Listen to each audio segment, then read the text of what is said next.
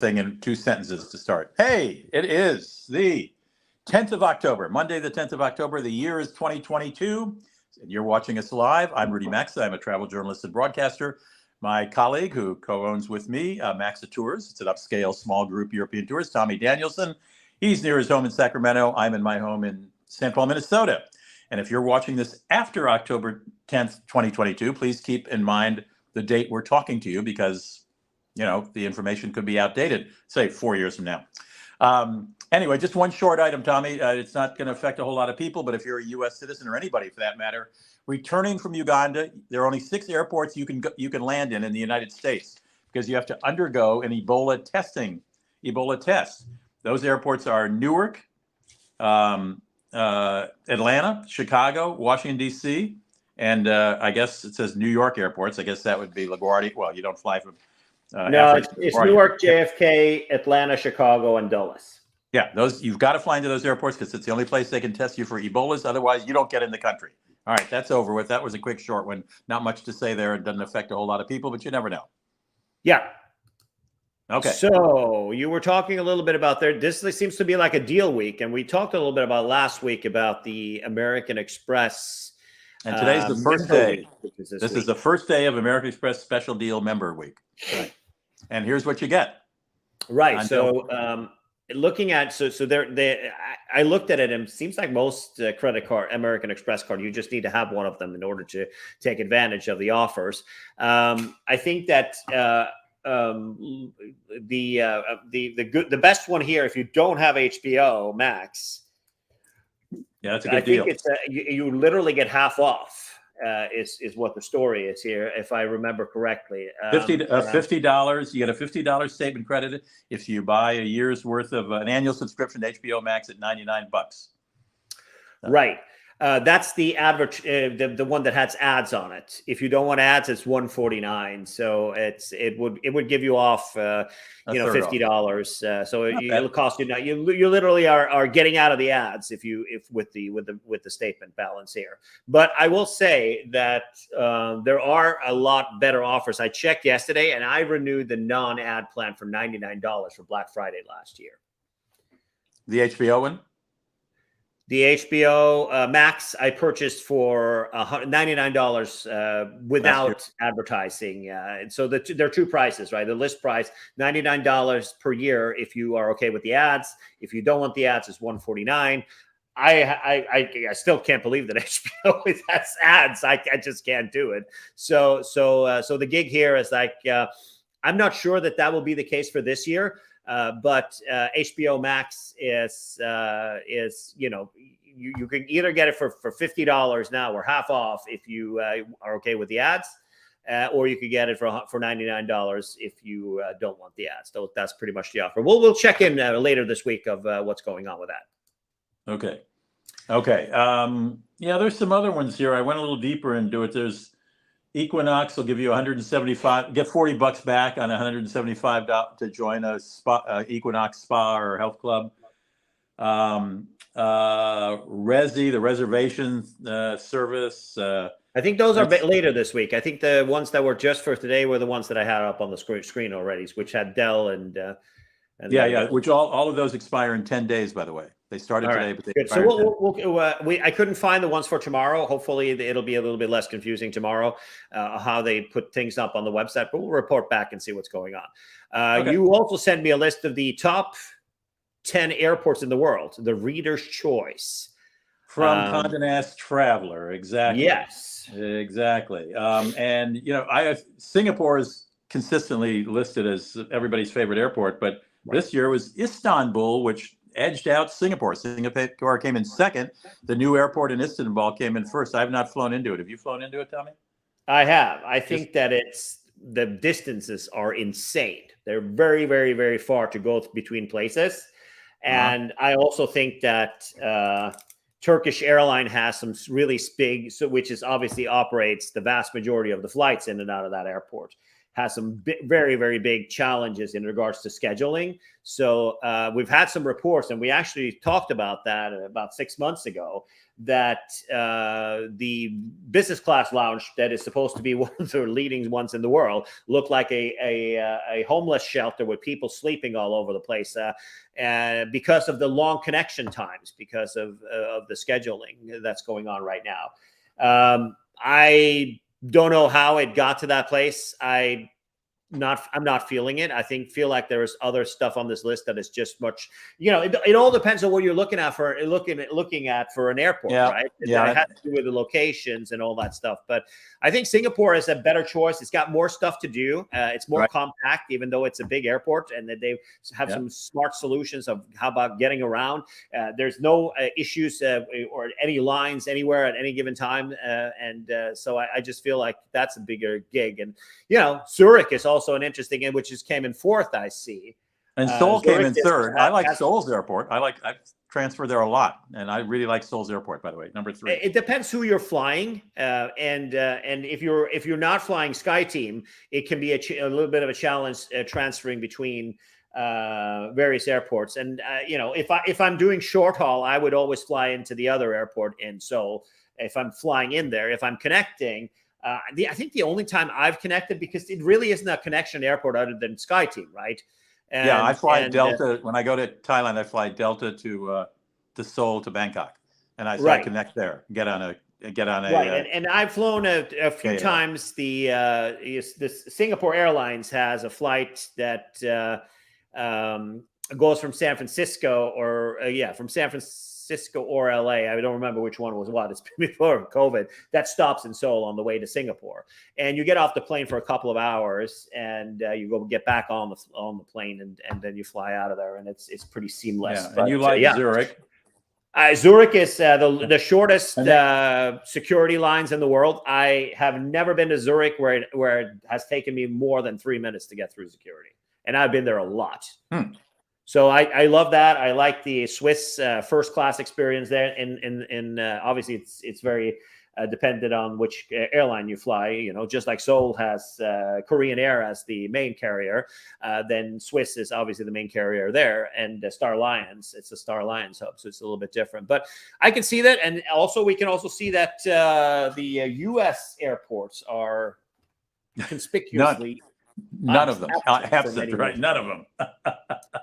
Yeah, I think it has to do with many things. I think it has to do with the way we handle transfer passengers and things like that, and also it's just old and we have old airports. A lot of them are changing. LaGuardia, LAX is doing stuff, but these guys are already so the others were then after Zurich was Tokyo, then Abu Dhabi, then Doha, then Dubai, then Hong Kong, then Helsinki. So that rounds out the top 10. So there you go. Yep.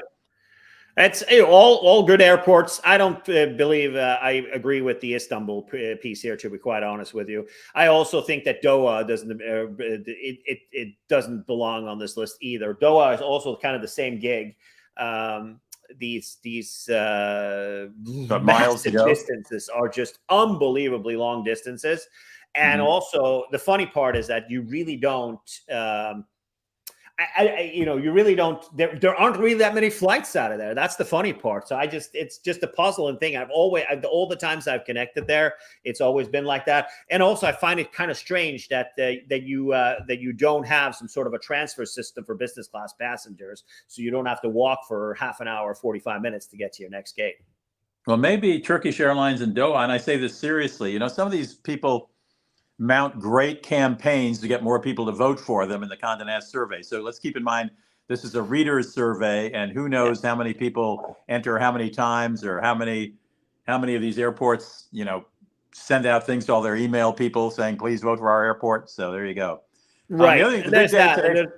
Just to add, I think that you're onto something there. I also think that nobody should be flying Turkish Airlines at this point. They're the airline that's really are milking the only Western airline of size that's flying to Russia, and is milking the Russian aggression and invasion of Ukraine for everything that's worth. Flying 10 flights a day to Moscow to service to bring Russians on vacation. I think that it's an abomination that that Turkey, that's a member of NATO, and Turkish Airlines, that's a member of Star Alliance, are operating and profiting from this war. So at this point, you're not going to see me on any Turkish Airlines plane in a long time. That's for damn sure. I think our friend Peter Greenberg was on a Turkish flight to Istanbul 2 days ago. So. That's he's a journalist. It's a highly respected journalist. So I respect his wish. His wife is from Turkey. I mean, it might have something to do with that, right? That might have something to do with it. Yeah. So it's a big day today because today's the day Japan. Tomorrow. Today Japan opens, right? Today, right. Which means we can visit. All you have to prove is you've had at least 3 vaccination shots. And you're in. I mean, Japan's been closed for 2.5 years now, and their tourism industry has just been sucking wind, as they say. But I don't know how fast it's going to come back. But it's open, which has made a lot of people happy. I know a lot of friends who wanted to go to Japan and have been not able to do so. So it's a big day for them today. Anything else we got? What else? I miss Japan. I can't, but we have a trip that we haven't been able to take, and it's probably going to be a while before we can take it to. I miss Japan, and I'm happy that they're open. But then again, they have been open for a while. It's just, with a lot of hoops. You had to go you had to go with a tour group, and you had to get a visa, even if you're American. That's all done. No more of that. What else? Do we have anything else? Talk a little bit about Gary from View from the Wing was covering this. People needs to be aware of when they book a hotel stay with Marriott on points, and something happens, like maybe your flight gets canceled, or somebody gets sick in the family and you can't show up. You might be on the hook for cash. They might not just take your points; they may also take your cash. An indeterminate amount that hasn't been disclosed in advance. I mean, these are in the biggest offender we heard is the St. Regis in Aspen, who is charging $1,000 a night if you cancel the reservations within 60 days of arrival. Within 60 days? 60 days of arrival. If you have a week booked there on points or using Marriott certificates, that place can cost you upwards of, it's not a cheap place, right? Depends, on off seasons it is. There has been multiple reports where people have, you have a week booked and your cancellation is $7,000 for the week that you've done there. And instead of taking your points, I can get it. Like if it's high seasons and they should take the points, but here they are actually charging you $1,000 a night. And that's also, it seems now that it also goes on to a different hotel. There is a different hotel that also is using this policy here, where they are, there's a guy who booked a free night. He used 54,000 points, so that really wasn't a good value to be in any means, and he was charged. They charged $153 plus 60,000 points instead of the 54 he was charged. So the moral of the story is you need to watch when you book a award stay when you're using your Marriott Bonvoy points. They will screw you over like nobody's business. And bear in mind, this is a policy of the properties. It's not the policy of Marriott. But important to look after. All right, so it's not all Marriott hotels necessarily. No. Oh, okay. These are typically busy areas. I'm sure that the St. Regis in Aspen is, it's in the winter, so it's a gig there. So that's, but they can probably turn around and sell a room in a heartbeat. Certainly 60 days before. My goodness. How about that? 60 days is a crazy amount of time for that. Also now that it's so busy on U.S. domestic, it's a lot of cash. Wanted to talk about something else I read today. I got an email this morning, and Lucky wrote it up as the British Airways is launching subscription plan. It's like a savings account it's like a kid who puts $10 in his savings account every week or every month. Correct. So you will actually get, you have 4 different levels of stuff that you can monthly contributions. Yes, so it's cheaper to buy it in the United Kingdoms. That's where I see the good deal is. And are you getting any bonus? Are you? You get, so if you purchase 20,000 Avios per year, it looks like it costs you £185 or $315, which is, it's much more expensive in the U.S. And then it comes in on your account with 1,667 Avios per month. I do see what they're trying to do here. I think that the value in the UK is if you are engaged in the program, it's £1,700, which right now I haven't looked at at how the pound is doing. So it's $1,900 US is how much you would pay for 200,000 Avios, which can be used for a lot of stuff. I mean, 200,000 Avios is a great deal of points. But as you can see, they're gouging U.S. customers here. In addition to that, you also have to bear in mind that if you're going to fly with British Airways from here to anywhere or use your points, there's massive fuel surcharges. Using miles one way from anywhere in the U.S. to go to London is $900 in fuel surcharge or taxes and fees, and out of that, the 90% of it is bogus fees made up. It's carrier imposed fees that the carrier that the airline charges. Well, what British Airways to me seems to be wanting to do, they want everybody to pay in every month a little bit. So Correct. It's like a savings account where you put in and at the end of the year, you have this many Avios points. Right. It's a painless way for British Airways to collect money up front, number one. Yeah. And then a way for you to, at the end of the month, go, oh my gosh, look at all the Avios points I have. Yeah, I get that. I think that first of all, they're gouging U.S. customers. I don't know why. That doesn't make any sense to me. I've never seen an airline. I can't see the difference. So for 20,000, as you can see here, it is for the Voyager. 85 pounds, $315 a year in dollars. Right. So that's crazy. So $1,789 is now $1,968 is for the biggest. So it literally they are gouging U.S. customers again, like they are doing with their stupid fuel surcharges. They are gouging U.S. customers with over $1,100. It's $1,100 more expensive if you're U.S. based or if you are. All right, let me simplify. So I say thumbs down to good idea. But no value for U.S. customers, and also the UK stuff. If it looks like you have to be registered in the U.S. Yes. So, all right. Let me explain this. Can I put this more simply? It's sort of convoluted the way. Okay.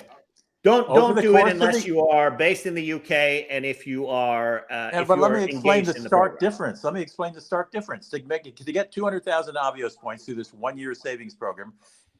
British, if you're a UK member of the Avios plan, you will pay about the equivalent of $1,900 US. Correct. If you're American, like I am collecting Avios points, I'd have to pay a little over $3,000 for those 200,000 Avios points. So it's as you say, it's worthless for Americans. If you happen to, I think so. And also, I think that it's worthless for everybody. I wouldn't, as a professional, I wouldn't buy into this deal unless I was engaged in the program. Okay. Meaning that if I was actively working in this program, you have buying points and miles and points only makes sense if there is a specific plan to it. So I think I love what they're trying to do here. I don't get why they would gouge U.S. customers though, but I guess that's just the way it is.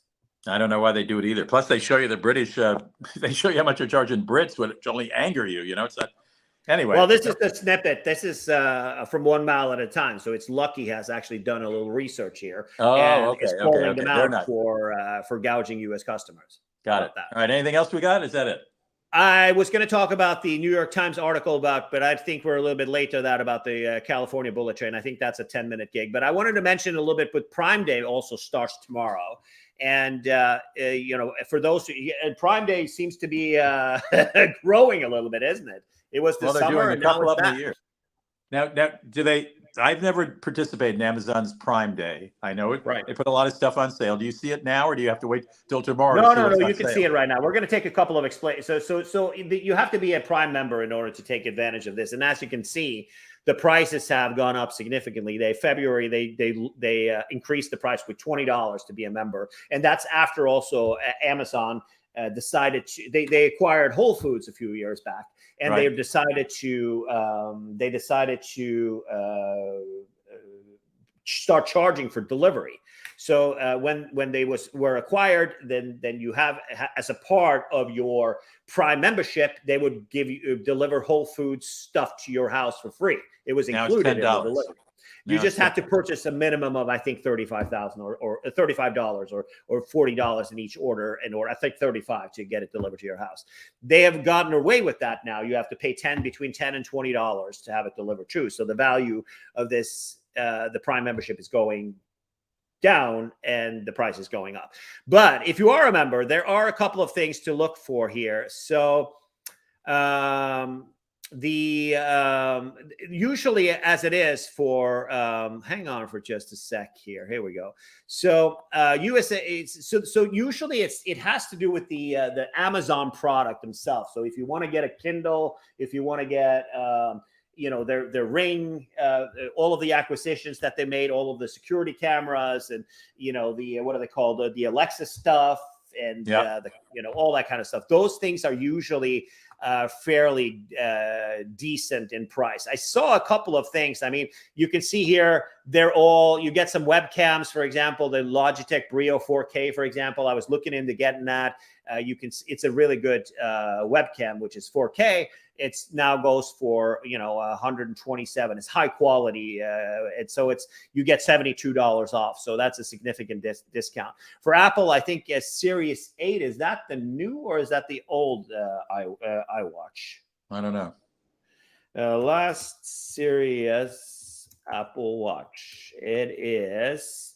We are now at Series 8. Yes, so that's the latest version of it, which may or may not be a good indication that they're maybe not selling as many watches as they thought they were. Since it just came out. They're offering the expensive one for $379, which is $50 off retail apparently.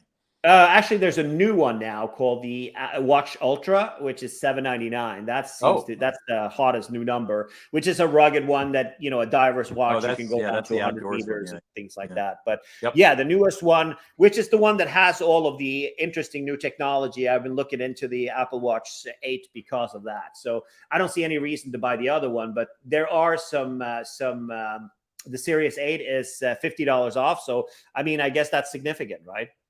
Yep. Yeah, it's pretty big savings if you want it. Yeah.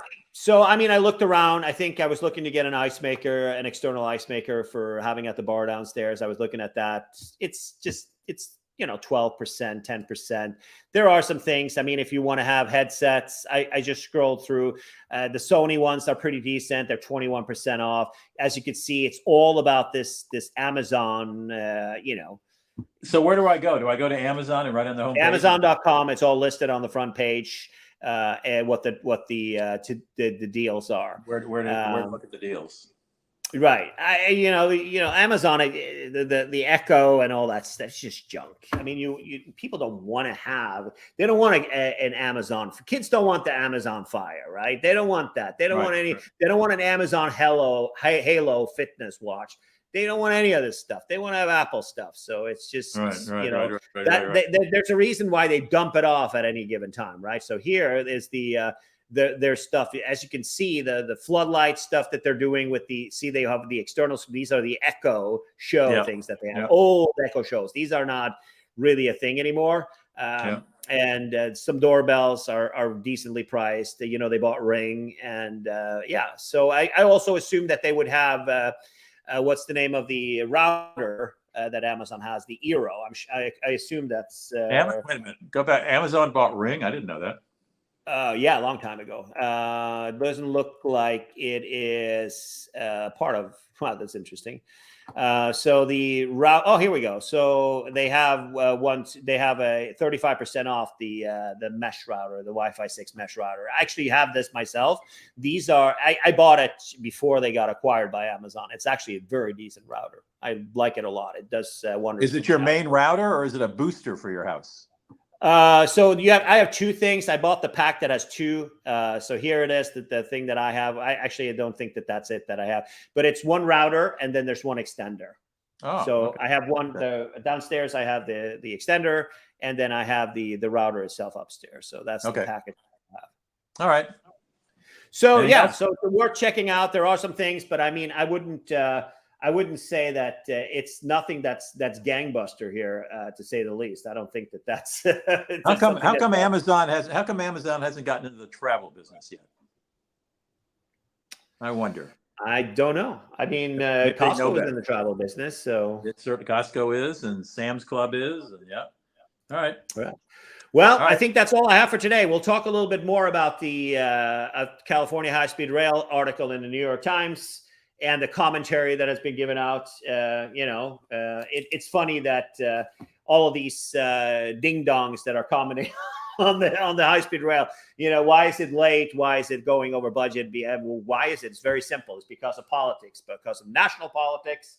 And there is a disease in the U.S. Politicians and government that we can't build mass infrastructure project. Unfortunately, we should have trains that go between New York and D.C. in an hour and a half, and we should have it would change the picture of anything. So we'll cover that in a later broadcast when we have a little bit more time to dissect what. All right, so the New York Times has to say today. Let me remind folks, we're doing this on October 10th, 2022. Take the information in that context, and thanks for joining us, and we'll see you again soon. Bye-bye, Tommy. Thank you. Giddy up.